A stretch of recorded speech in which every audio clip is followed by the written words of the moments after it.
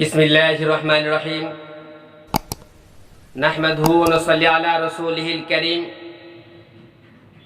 अम्मा बाद अऊज़ु बिल्लाहि मिनश शैतानिर रजीम बिस्मिल्लाहिर रहमानिर रहीम अल्लज़ीना युमिनूना बिल गैबि व युकीमूनस सलात व मिम्मा रज़क़नाहुम युनफिकून। আজকে আলোচনা করব আমাদের নামাজ সম্পর্কে। নামাজের ভিতরে এবং বাহিরে 13টি ফরজ সম্পর্কে আলোচনা করব। আল্লাহ তাআলা 13টি ফরজের মাধ্যমে আল্লাহ তাআলা নামাজকে সাজিয়েছেন। নামাজের বাহিরে হলো 7টি ফরজ এবং নামাজের ভিতর হলো 6টি ফরজ।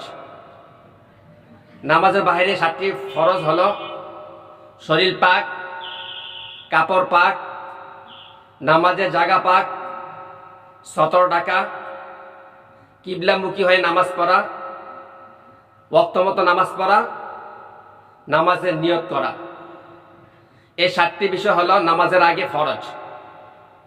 নামাজ শুরু করার আগে 7টি বিষয়কে ফরজগুলো আদায় করতে হবে। 1 নম্বর হলো শরীর পাক। শরীরটা পবিত্র হইতে হবে। নামাজ পড়ার আগে দেখতে হবে যে শরীরটা পবিত্র কিনা, নাপাক থেকে মুক্ত কিনা শরীরটা। শরীর যদি পাক হয় তো নামাজকে আল্লাহ তাআলা কবুল করবেন, আর শরীর যদি নাপাক হয় আল্লাহ তাআলা নামাজকে কবুল করবেন না। এই জন্য শরীরটা পবিত্র রাখতে হবে নাপাকি জিনিস থেকে অথবা দুর্গন্ধময় জিনিস থেকে শরীরটা পবিত্র রাখতে হবে। তারপর হলো কাপড় পাক। যে কাপড়টা দিয়ে নামাজ পড়ব ওই নামাজটা পবিত্র হইতে হবে, নামাজটা পাক হইতে হবে। যদি নামাজ জামার মধ্যে কাপড় মধ্যে নাপাক থাকে তাহলে নামাজটা হবে না। আবার কাপড়টা, যেই কাপড়টা নামাজ পড়ব নামাজটা কাপড়টা হালাল টাকা দিয়ে কিনতে হবে। হারাম টাকা দিয়ে না কিনে নামাজ পড়লে নামাজ হবে না। এই জন্য নাপাকি থেকে এবং হালাল টাকা থেকে, নাপাকি থেকে মুক্ত হইতে হবে এবং হালাল টাকা দিয়ে কাপড়টা কিনতে হবে। নামাজের জায়গা পাক। যে জায়গাটা দিয়ে নামাজ পড়ব, যে জায়নামাজ অথবা যে স্থানে নামাজ পড়ব ওই জায়গাটা অথবা ওই জায়নামাজটা পবিত্র হইতে হবে। যদি জায়নামাজটা নাপাক থাকে ওই নাপাক জায়নামাজের মধ্যে নামাজ পড়লে নামাজ হবে না।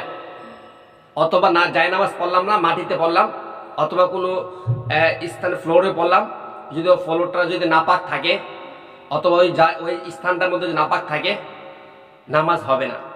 এই জন্য নামাজের জায়গা যেখানে নামাজ পড়ে ওটা পবিত্র হতে হবে। সতর ঢাকা। শরীর মানে শরীরের মধ্যে সতর, যে পুরুষের যে সতর পর্যন্ত আছে, যে পুরুষের নাভি থেকে হাঁটু পর্যন্ত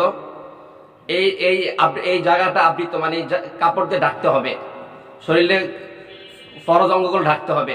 নারীদের একই অবস্থা, যে পর্যন্ত নারীদের ফরজ ওই পুরো অংশটা রাখতে হবে। তাহলে সতরটা ডাকলে তাহলে নামাজ আদায় হবে। কিবলামুখী হয়ে নামাজ পড়া। যে কেবলা যেদিকে ওদিকে ফিরে নামাজ পড়া, অন্যদিকে নামাজ পড়লে নামাজ হবে না। এই জন্য কেবলা দিকে ফিরে নামাজ পড়তে হবে, নামাজ আদায় করতে হবে। ওয়াক্ত মতো নামাজ পড়া। যে নামাজের সময় হলে নামাজগুলো আদায় করা, নামাজের সময় না হলে নামাজ আদায় করলে নামাজ হবে না। ফজর ওয়াক্ত সময় যদি জোহর নামাজ পড়ে নামাজ হবে না, অথবা জোহরের সময় যদি ফজর নামাজ পড়ে নামাজ হবে না। ওয়াক্ত মতো নামাজ পড়লে নামাজটা ফরজ আদায় হবে, আর ওয়াক্তর বাহিরে নামাজ পড়লে নামাজটা কাজা হয়ে যাবে। আর কাজা নামাজ আল্লাহ তাআলা কোনো জরুরত অথবা কোনো প্রয়োজন, বেশি প্রয়োজন ছাড়া কাজা নামাজ আল্লাহ তাআলা কবুল করবে না এবং আল্লাহ কঠিন শাস্তি সম্পর্কে বলে দিয়েছেন। এই জন্য নামাজকে কাজা করা যাবে না। নামাজটা পড়তে ওয়াক্ত মতো। নামাজের নিয়ত করতে হবে যে আমি কোন নামাজটা পড়তেছি, জোহর নামাজ না ফরজ নামাজ, জোহর নামাজ, আসর নামাজ, মাগরিব নামাজ, যে নামাজটা পড়ব ওই নামাজের সময় ওই নামাজটা উল্লেখ করতে হবে, নিয়ত করতে হবে যে আমি জোহরের 4 রাকাত ফরজ পড়তেছি অথবা আসরের 4 রাকাত ফরজ পড়তেছি। ওই নিয়তটা ওইভাবে করতে হবে। আর নামাজের বাহিরে তো চলে গেল 7টি ফরজ, এবার নামাজের ভিতরে 6টি ফরজ। এই নামাজের ভিতরের মধ্যে 6টি ফরজ সম্পর্কে জানা থাকতে হবে। তাকবীর তাহরিমা বলা, 1 নম্বর তাকবীর তাহরিমা বলা, 2 নম্বর দাঁড়িয়ে নামাজ পড়া, তার 3 নম্বর হলো কেরাত পড়া, 4 নম্বর রুকু করা, 5 নম্বর সেজদা করা, 6 নম্বর হইল শেষ বৈঠক করা। এই 6টি বিষয় জানা থাকতে হবে। তাকবীর তাহরিমা বলা। তাকবীর তাহরিমা বলা হয় আল্লাহু আকবার বলাকে। যে নামাজ শুরু করা হয় তখন আল্লাহু আকবার বলে নামাজ হাত বাঁধা হয়, ওইটাকে আল্লাহু আকবার বলাকে তাকবীর তাহরিমা বলা হয়। যে তাকবীর তাহরিমা বলা, তাকবীর তাহরিমা যখন বলা হয় তখন ওই বান্দার জন্য, যখন হাত বাঁধা তাকবীর তাহরিমা বলা হয় তখন ওই বান্দার জন্য সকল কাজকর্ম, খাওয়া দাওয়া, সকল কিছু হারাম হয়ে যায়। এই জন্য তাকবীর তাহরিমা বলার পর কোনো কিছু কাজ কর্ম অন্য কিছু করা যাবে না, একমাত্র আল্লাহ তাআলা ধ্যানে মগ্ন থাকতে হবে। 2 নম্বর দাঁড়িয়ে নামাজ পড়া। নামাজটা পড়তে হবে দাঁড়িয়ে নামাজ, ফরজ নামাজ দাঁড়িয়ে নামাজ পড়তে হবে। কোনো ওযুর ছাড়া অথবা কোনো মাজুর ব্যক্তি ছাড়া কোন ব্যক্তি ফরজ নামাজকে বসে নামাজ পড়তে পারবে না, দাঁড়িয়ে নামাজ পড়তে হবে। ফরজ নামাজটা ওয়াজিব নামাজ দাঁড়িয়ে নামাজ পড়তে হবে। কেরাত পড়া, যদি একা একা নামাজ পড়া কেরাত পড়তে হবে। জামাতে নামাজ পড়া কেরাত না পড়লে হবে, কেরাত পড়তে হবে না। ইমামের কেরাতই তার জন্য মুক্তাদিন যথেষ্ট হয়ে যাবে। একা একা নামাজ পড়লে কেরাত পড়তে হবে। কেরাত মানে সূরা পড়তে হবে কোরআনের যে কোনো একটা আয়াত থেকে, অত বড় আয়াত হলে একটি আয়াত হইলে হবে, ছোট আয়াত হলে 3টা আয়াত পড়তে হবে। তাহলে কেরাত পড়াকে বলা হয় কেরাত, যে কোরআন থেকে কোনো কিছু পড়া। তারপর হইল রুকু করা, রুকু করতে হবে।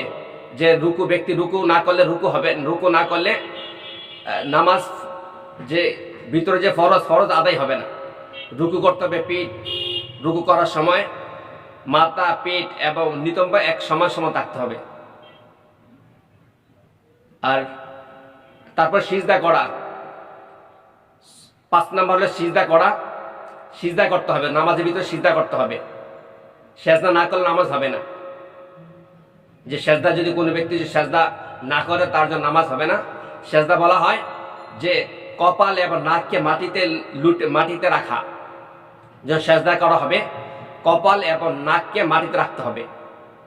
যদি কপাল রাখা হয়, নাক রাখা না হয়, অথবা নাক রাখা হয় মাটিতে, কপাল না রাখা হয়, তাহলে নামাজ আদায় হবে না, ফরজ আদায় হবে না। এই জন্য নাক এবং কপালকে দুটাকে সমানভাবে মাটিতে লেগে রাখতে হবে। তারপর শেষ বৈঠক করা। শেষ বৈঠক মানে হয়েছে 2 রাকাত নামাজ হইলে যে নামাজের পরে যে বসতে হয় ওটা শেষ বৈঠক। 4 রাকাত নামাজ হইলে লাস্টে যেটা বসতে হয় ওটাই শেষ বৈঠক করা। শেষ বৈঠকে বসতে হবে, আত্মাহিত পরিমাণ সময় পরিমাণ বসতে হবে, আত্মাহিত পড়তে হবে। এগুলো হলো শেষ বৈঠক।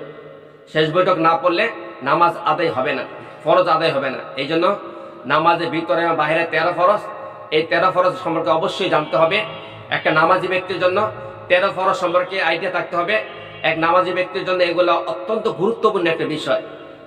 এই বিষয়গুলোকে স্মরণ রাখতে হবে এবং নামাজ আল্লাহ তাআলার জন্য পড়তে হবে এবং এগুলো শেখার জন্য চেষ্টা করতে হবে। জানা থাকলে তো আলহামদুলিল্লাহ, আর জানা না থাকলে চেষ্টা করতে হবে। ওয়া মা তাওফিক ইল্লা বিল্লাহ।